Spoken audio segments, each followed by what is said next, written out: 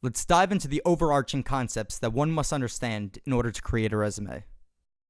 Your mentality when constructing a resume has two parts: clarity and value. You should keep clarity top of mind and understand that the hiring manager knows nothing about you, and thus everything must be as clear, concise, and deliberate as possible. Secondly, you need to display the value you will bring to your employer. Let's hammer on clarity. It needs to make sense as to why you are applying for that job. The hiring manager isn't going to guess. If you are applying to a job that requires a lot of writing and you don't have any notable interest or experience relating to writing, the hiring manager will think you applied on accident or that you're just applying to every job you see. The hiring manager needs to see on the page exactly who you are and why you're applying. If you are a leader, show that you've led. If you are super analytical, show it. On that note, the resume is supposed to be for that industry and that job. If you have one resume that you use for both marketing and finance, then it will be all from the start and you need to alter it to fit the industry.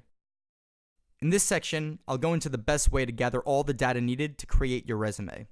In the past section, I told you that you need to display your value to an employer.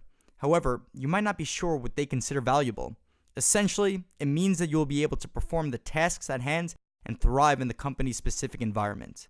There is the fast way and the long way to doing this. The fast way should work. The fast way is to read a couple job descriptions for the role you're seeking and Google what people in that role do.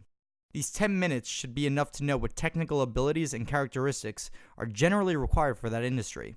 For the most part, companies will have similar criteria, so you don't need to do this for every employer. You will find a common theme and just stick with it. During your research, take note of the keywords that keep showing up on job descriptions and sprinkle them throughout your resume. This will help in terms of showing your qualifications and addressing any concerns they might have. Also, keywords help for getting through electronic filter systems. In this example, we are looking at a digital marketing analyst role. By looking at the description, take note of the responsibilities in this role and the company's word choice. By reading the description, you might note the word execute, advertising campaign, and Google AdWords. So you may conclude that you should include an experience in which you use Google AdWords to execute a digital advertising campaign. Let's say you don't have any relevant experience, but you noted that they use words like effective and efficient. In this case, show that you have been effective and efficient, even if the context had nothing to do with digital marketing. The long way is to reach out to the hiring manager, peers, and alumni who work in the industry. Schedule a phone call and ask for more direct advice. While I do recommend this as a practice to increase your chances of getting hired, for the sake of making your resume, go with the fast way first and create a solid foundation. Reach out to hiring managers for the purpose of networking and making minor adjustments to the resume.